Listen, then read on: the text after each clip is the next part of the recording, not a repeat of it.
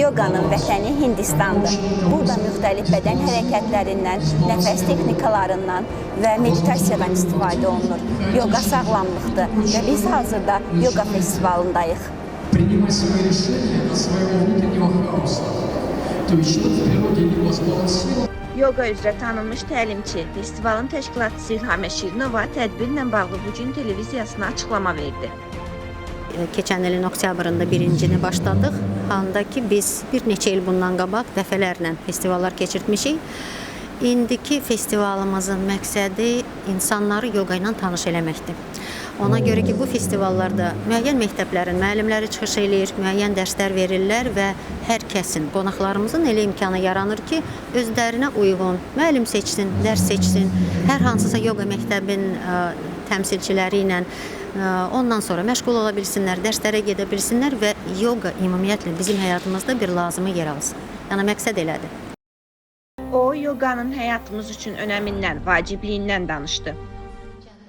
Əgər bir cümlə ilə desək elə, amma əslində bugünkü gün bizə ən çox lazım olan bir şeydir.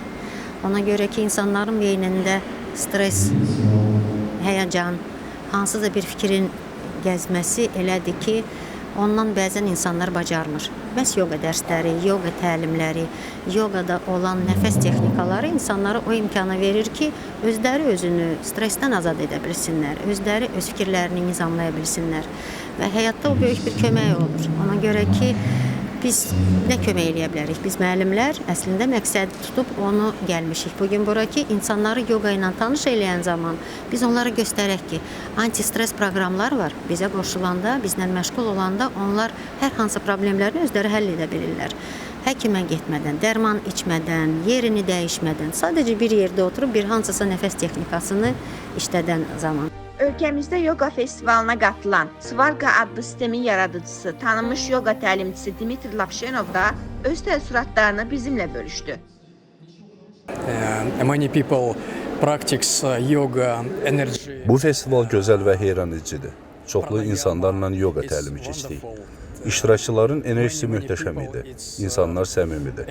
Mən Bakını çox sevirəm. Buranın yeməkləri də gözəldir. I mean fruit. This very fresh food, very fresh. It's like. İlhamə xanım Şirinovanın təşkilatçılığı ilə həyata keçirilən yoqa ilə bağlı məşqlər, festivallar məni həmişə sevindirir və çox böyük həvəslə iştirak edirəm bu tədbirlərdə. Nəinki özüm, həm də sanacağımızda yaşayan uşaqları dəvət edirəm, özüm də bura götürürəm. Çünki yoqa məşqləri həqiqətən də insan sağlamlığına möhtəşəm təsir edir və uşaqlarımız da bilirsiniz ki, psixoloji travma ilə olan, köhnə həyatlarında sarsıntılar yaşamış uşaqlardır ki, məhz bu məşqlərdə iştirak, yəni bu tədbirlərdə iştirak onlara çox müsbət təsir edir. Hatha yoga, hərəkətli yoga belə deyək, müasir insan üçün çox önəmlidir. Çünki bizim bədənimiz işləməyəndə, biz bədənimizi hərəkətə gətirməyəndə müxtəlif fəsadlar, müxtəlif problemlər ortaya çıxır. Misal üçün, stres, gərginlik, biz ümumiyyətcə emosiyalardan azad olmuruq.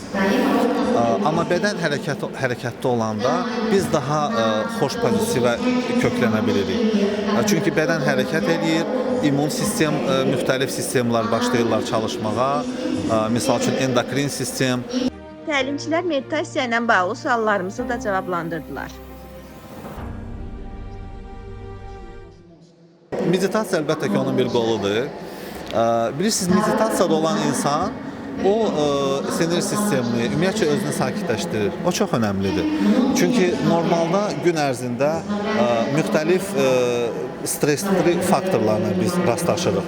Adi itirə bilər və yaxud kimsə bizi ilə kobud davranır, neysə, amma biz meditasiya halında olanda, meditasiya edəndə biz şuurumuzu sakitləşdiririk. Bu nəyə görə önəmlidir? Çünki bir müddətdən sonra bunu eləməyən insan artıq müraciət eləyir həkimə, kimyəvi dərmanlara. O da biraz, yəni bizim bədənimiz çox dəyərlidir. Biz onu təbii yolla saxlamalıyıq, təbii yolla bəsləməliyik.